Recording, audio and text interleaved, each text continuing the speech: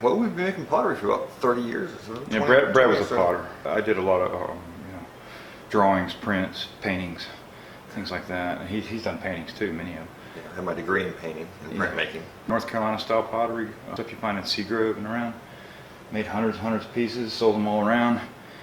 And then the recession came along about in '09, and we were having a bit of a slowdown with our remodeling business. We did a lot of plaster works, reconditioning old houses. Yeah. But the recession hit, and our big plan was to make tons of pottery and go sell it and make a little supplemental income, And we loaded our big wood-fired kiln up. Probably had several hundred pieces in it. And I'm supposed to go down and start the kiln in the morning, 6 o'clock in the morning before the sun comes up. Brad sleeps in a little later because he's going to stay up all night long to keep it going. And I went down there and started the fire. But I'd forgotten to unclog the chimney. So the chimney was still sealed completely from the previous fire. And so when I got down there, he was telling me it's not drawing. Yeah, it wasn't acting right, and the pieces were just, you started hearing explosions, one after another. Bang, bang, bang, bang, bang. So, all the pieces that were aimed towards the fire blew up on that side. So it created a really interesting hole. Then when we got them out, we started looking at them saying, they're beautiful pieces. Yeah, but we got a bunch of who wants to buy a jar with a hole in the side? But we started aiming light down in it, and he started looking at it, and he built a building inside of one of them. And it took off from there. We went to a show. We still had a bunch of pieces that didn't break. About a third of them didn't break. And so we went ahead and went to the show, and we set up the couple pieces that had the buildings inside. And they sold really fast. And more the response was amazing, and we enjoyed doing them, And so then we started working on this general concept of the idea of what are we going to do with this, and it developed into how do we get them to break, and how do we get them to break in different ways. Yeah, and that started, and tying it to the concepts of archaeology, because you find broken pottery in every site in the world. Yeah, and that's everywhere you go, date first thing archaeologists find is pottery in the ground. They dig them up. Like at Troy, you'll find layers of pottery. They'll say this one's from 2,000 years ago, this is 3,000 years ago. And it's always busted little pieces of pottery. And so we were like, well, why don't we build the building that is from the place where the pottery shards would be from. So then we had to figure out how to reproduce jars in the place that we wanted to build. And then destroy it in the way that site was destroyed. So if it was like a volcano, we try to overheat it. If it was and if it got smashed, we try to smash them. If it got buried and forgotten, then we try to crush it. It leads to a different kinds of breaks in the jars. It sort of helped tell the narrative of the site. And we just had some broken jars. They weren't particularly from any culture. They weren't any, so we just building whatever we could think of to go inside them that kind of looked cool. But then as we thought on it more and more and brought in stuff from our past, where we were working on historic sites. Like I'd always done a lot of prints about classical Greece or India, certain parts of like Kerala, India, places like that. So we've taken a little more interest in trying to recreate, to make it look from the time period, site-specific kind of stuff. Yeah. So we spend a lot of time now trying to reproduce a jar in the way that they did it in those days, so that it kind of looks that way with the type of clay they used, the type of the treatment that you would have on it, the painting. Yeah, to tell the whole narrative of the entire. Yeah, and as we evolved, the breaking started off. The first kiln firing, it was just broken on one side. It was a nice little hole popped out from the heat. But we started playing with the idea of the cracks. I really like the light, because the light's on the inside of these things. So as the light pours out, it lights up these little cracks. And we're starting to experiment more and more we're breaking them even more and more, and not putting the pieces directly back together again, to sort of keep them a little askew, to let some of that play of light on the inside. So it's evolved that way. Lately, the biggest pieces I've been pushing are I've been trying to make more and more of are the Southwest ones, Anasazi, Chaco Canyon culture, because we've been there, and most of these places we never could go to, they're destroyed long ago. But the other one we've been focusing on is World War I, because the 100th anniversary of World War I. The 11th month, the 11th hour, of the 11th day, this November. So that'll be the 100th anniversary of the end of World War I. So and that kind of got us going quite a bit, because I read some books over and over on World War I and the aftermath. And so that also got us inspired to start shooting jars. We've been shooting, bullets into jars and seeing how that goes. And that's a lot of experimentation. I've been surprised at the year 1200 it keeps popping up. But again, stuff in Europe. But that's all around the world. Yeah, all around the world. And 1200 was a good year. But there's cliff dwellings out west at the same time period, and the cathedrals in Europe that were going up, and of course, things all over in Asia. But the year 1200, I was noticing. I was telling Bryan, I said we got to do a show on the year 1200 because it just kept popping up over and over again for stuff that I wanted to sculpt. But it's confusing on the time. I tried to do it in man hours, but because you have to build a jar and you have to let that dry, and then you have to fire that, and then you have to break it, and then you have to start building stuff. Then you have to let that dry, then you have to fire it, and then you have to put it in, and then you have to put more pieces in with raw clay, let that dry, fire it. So it could take quite a bit of time, but it's really not you're working on a bunch at a time. Got to work on 3 or 4 at a time, just so while one's drying or one's doing something, we can go on to the next one. Usually on some of the small ones we can do, and they're probably under 2 months. Sometimes it takes 3 months, start to finish, from concept to an actual finished jar. Some of the others he's worked on over a year. Oh yeah. Some of the Rome, the more complicated ones. It just you build some stuff in there, get it in, and then look at it, and then sometimes you have to add something else or remove something and try it again. But usually the more complicated can take up to a year. That Rome one you have at the gallery? Yeah. That one took me about a year because it just confused me to tears. I didn't know how to do it. All of downtown Rome, that'd be quick to get in there. But Yeah. And that crazy cathedral that's broken and Yeah. fallen down, that one took forever just to figure out how to reassemble it. Right. I kept playing with it, and then we'd tear it down, and we actually put it together once, and I cut it loose again and turned it. Well, you have to build a certain amount of it before you can start building the other part. Right. So you just got to get some of it in there. I have a degree in painting and printmaking here at UNCG, but I took a lot of pottery classes, a lot of bronze casting, sculptural classes. But I took Campbell classes up in the mountains. yeah, and I still do the painting in the back of the jars. So that sort of is influence. So it's sort of like a sculptor painter combination kind of thing going. But I was doing sculptures even then, so it just felt like a natural. He's got a real good clay background. Mine's in architecture. He's got school design in Raleigh, so I don't really have much of a clay background. He sort of taught me. But you've been sculpting since 2nd grade. Oh sure, I pushed my fingers in Play-Doh for a long time. The only thing in the future is possibly collecting some of these images together in a book. Is the only real plan that I have, in the Plan for the future is to get some galleries in far-flung places. Oh yeah, I'd like to try It'd be nice Seattle. to have one in France, Paris, or something. Like Yeah, that. I'd like to try Europe eventually. See if we could get some response in Amsterdam or parts of northern France. But just keep sculpting and. Well, that's more like that's a broad goal. As far as the art goes, I've got places in my mind where I want to carry this breaking thing that I'm not sure we can reach, but I'd like to try it.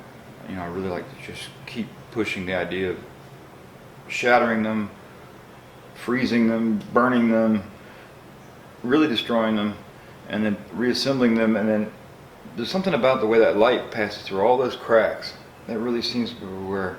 Well, there's that moment where we sculpted that one in Athens, the temple in Athens, where they had packed full of gunpowder, and it's what blew the top off the temple. And so we want to capture that moment of the explosion with the top of the jar sort of lifting off and the pieces floating in the air, but we don't quite know how to capture cool. that. Yeah, But But they would have the Athens, the Acropolis inside, and then hopefully it would look like it was. I don't know if you've ever seen when something is captured in slow motion photography, and you get like an exploding watermelon, and there'll be a moment where it's just starting to lift. Pieces are starting to come apart, but it hasn't gone to pieces yet.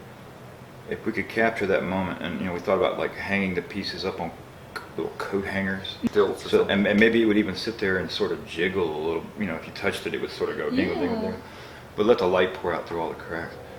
It's sort of like a strange vision, but I'm not sure we can pull it off. we have a few places here in North Carolina, here in Greensboro, and then there's a gallery in Winston, and then We just gotten 2 places out west. We sell the Southwestern type jars. They're not really interested in the European stuff or anything like that. But so far, that's about it. And we got the one in Tucson, Arizona. Tucson, Arizona, and then Denver, Denver, Colorado. And then we're working on one in Eugene, Oregon, and then one in Washington. But those are, we're waiting to hear back. I would really love to have them by this fall. I think it'd be great to get them in places that, one maybe where they legalize pot. I think they might do well there. Along with the Escher prints and stuff, you know, that's usually what you see. Is it? And I guess that's what is it surrealism or is it? A type of surrealism, maybe, yeah. So collected lots of artifacts. Around this area, it's mostly Civil War stuff. Yeah, around here. And some Indian artifacts. We found Indian artifacts Arrowheads on and this. things like that. Even old pottery shards here on this property. So, you know, even 1,000 years ago, somebody was working clay on the site. So It's that's good. always okay. It's a good It's really comfort, good you know, clay here. you know. Collecting old pottery shards, which sort of fits right in with this. Rocks and minerals and those and fossils and those kind of things. But he does a lot of metal detecting. He do a lot of gardening, of course. Grow all the vegetables we can. Raise the turkeys. And I love doing it. You know, raising turkeys and goats and whatever. And then I play music. I record. We go dancing every Friday, right? No, not me. When I come home from work, I get my fingers in the clay and you know, work until it's time to go to bed.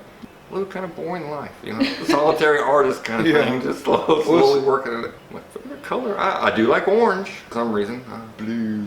We've been working on this Persian blue glaze. If we could get that right, I'd be so Oh, it's the most annoying glaze. Every time you fire it, it turns out a different color. A different shade of blue. Sometimes it goes purple. Sometimes it goes. I have one jar in there. It's perfect, but we can't get it back. That's my favorite jar so far. My favorite is probably that crazy purple one at the gallery, just because it's insane. And I couldn't believe it worked out like it did. I never expected it to, and to have two views in it. That's amazing. And that one. That one is one of my favorites. It kind of blew up in a really interesting way, and I don't know if you can see around back, it's spalled on the back, and it's just a very unusual jar.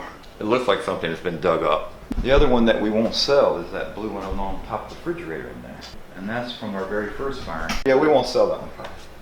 That one's going to be donated to whoever will take it eventually. We do. We fire that maybe once a year, sometimes every other year. It takes a lot to fill it up. It made more sense when you were doing commercial tableware, because you'd make hundreds and hundreds of pieces, shove them all in this giant kiln, spend all night firing it, and you get a great load. But now, you know, we don't make as many jars. We spend more time on them, and so it's really hard to fill that thing up. It needs to be a little bit cold, but not too cold. I've done some when it was down to 30 degrees, and you get hot on one side and you're freezing on the back side, even when you're down at the kiln. So, you know, you got to constantly rotate around in the middle of the night. It's a lot of fun. To stay up all night doing that, it's a hoot. But usually, you know, 50s is perfect. So usually other than the fall is when we've done most of the firings, but occasionally early in the spring we'll do one. But usually it's in We'll the fall. probably do one, in September or October? Yeah, later in the year. We might have enough by then. You'd be turkey, man. Yeah, well, if you could get rid of all the people that were there, I like it'd be nice to, one of these countries. Great but well, yeah. I'd hate to deal with the crowds and the traveling and the rest. But Yeah, if I could just sort of snap my fingers and appear somewhere and then snap my fingers and get back. Probably one of the desert areas, maybe Petra would be an interesting one. I'd just like Jordan. to I hang would out. love to go to Syria before it got all blown up. Because, I mean, Aleppo, that city was, 1,000 years old or more. Oh yeah, and you can spend years walking around Egypt. I mean, it's just from temple to temple to temple. It's just, I don't think they'd ever get me out of there. They'd chase me out. It's a good time to go to Egypt. Your visa's expired. You must go now. That kind of thing. So around 300 BC, these types of jars were made. And this is a typical amphora, black and red. And it's got a bull on it, which was a typical sacrificial animal. And we want to build a Delphi image inside of this one. And Delphi lasted a little later in a lot of the Greek areas. It was eventually kind of destroyed on purpose by the Christian cults when they decided they had enough of the Delphi cult taking place up there. Justinian had come in and tried to bring back paganism after Constantine, and I guess it was Diocletian who came back and was a fanatic and started breaking down Delphi. And so they would just go in and they started smashing everything they could find. especially these old jars. Anything with a sacrificial significance, or with a naked person, or with anybody having fun. Had to go. Out with the old, in with the new, you know. Yeah. So anyway, we thought we'd break this one and see what we can come up with. 3, 2.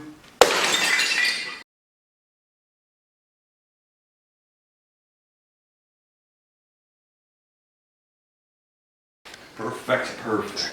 So do you just collect the bigger pieces, or do you collect like everything? all. Yeah. Everything? Yeah. Where's the bottom end of it? Got it already. Oh man, I like that. It's everywhere. The last one I dropped hit the bottom, and it made a really strange Springing action. Yeah, but it just broke into 2 pieces, and we filmed it. It was really neat. And this way we're putting it back. These are very similar jar. See, this one just broke almost exactly in half. Wow. And so what I did was, we put it back. I didn't want to put it back exact, so I twisted it. To look like it's sort of hanging up in the air. That's cool. That's going to be Delphi when it's all said and done.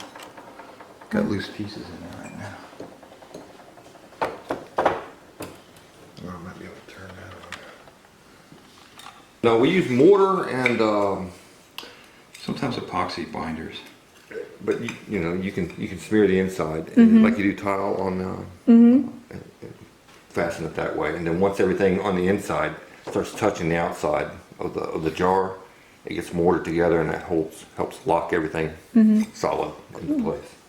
And you know, at the bottom you've got to kind of keep it firm, and as you can see inside there's a bunch of clay pieces like tiles, and that helps to span the cracks and hold everything together. So in addition to the pot, you've got all that stuff inside built, which acts as a structure to kind of keep it together. And we'll probably not, you know, once we figure out how this is going to go back together, we'll probably not put it exactly back together, which is what we've been doing lately. Shunting the pieces and making Like it a little instead more of making interesting. it, because if I put it right back together, I mean, it's okay. If I was going to do that, I'd probably knock pieces like that out just so you could see it. Otherwise, it'll disappear, you know. Right. And then lately, it's occurred to us to do something like that, where you get just a little bit of light passing through. If you know what I mean. Yeah. And it's usually on the areas that you won't be looking into, like you won't see one of those cracks running across the sky or something like that. Those we'll try to seal up. I just left pieces out of it. I'm not sure I'm going to put them back. I've got them. But and then of course we have to go through all these pieces that are exposed and file them off so nobody gets cut Right. and we don't get cut, Yeah. because some of this gets kind of sharp. Well, you usually don't get too bad unless it's one of the glazed pieces. You know, Yeah, the the glaze glazed is even sharper. You know, it's almost like razor blades. But, But I always file everything so that nobody gets stabbed. I'll drop the big one now. The dropping thing is it's been evolving over the last maybe 2 years. We started off dropping them really low and trying to control things. I spent a lot of times trying to make things organizable, like putting padding inside them in certain ways to try to break them a certain way. You don't want to let it break on one side. Or Yeah, I'll something try like to that. break You them. know, put But pillow on one I've side. given up on that. I'm embracing chaos at this point. Yeah. And just because you get things you don't expect. When I was trying too hard, I noticed the cracks started looking very organized, and I like them better when. So it's our silent partner. Take over, fate. Boom, fate. Yeah. Oh man, this is gonna really hurt. And this one is generally about Iconoclasm. iconoclasm in Egypt. This is for the pharaoh that started worshiping the one god, Ra. And before that, they had multiple. I don't know how many gods, but lots of them. And Akhenaten. he was born Imhotep, and he changed his name to Akhenaten. That's right. But if you've ever heard of the Egyptian pharaoh that worshipped the one god, when he died, the priests wanted to go back to multiple gods. So all of his temples, most of his temples and everything were smashed after he died. And they wanted to go back to the old ways. So we're going to smash this jar and recreate one of the temples that he had. Make sure that that was Akhenaten never comes back. Okay, y'all. All right, One. don't too high. 2. Better not sue. I'll close my eyes. Wow.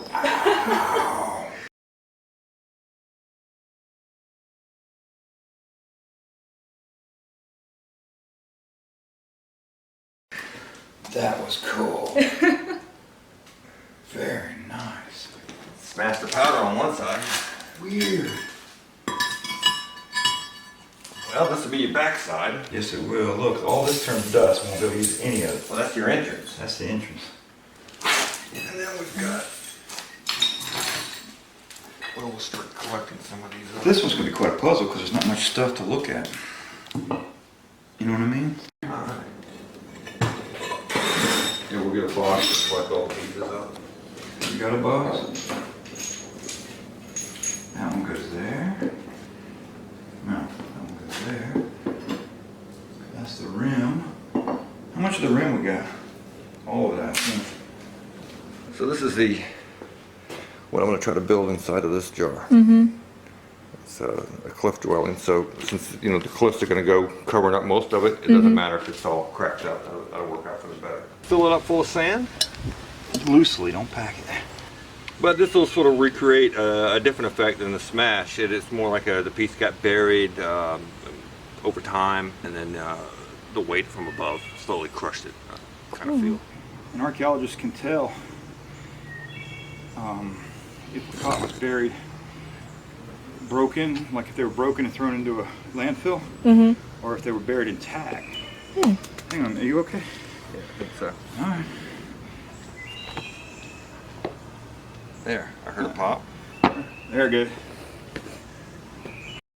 Hey guys, it's Emily. So I know I haven't been in this video much, but I thought I'd pop in real quick just to let you guys know that if you are interested in seeing Bryan and Brad's work, you can stop by the gallery at 854 West 4th Street in downtown Winston-Salem on June 30th. We will be having our ceramic show. So Bryan and Brad's work will be shown there, as well as other ceramic artists such as David Cole. You can meet the artists from 5 p.m. to 8 p.m. on June 30th, or you can stop by anytime between 11 a.m. and 8 p.m. that day just to look at their artwork. So I hope to see you guys there.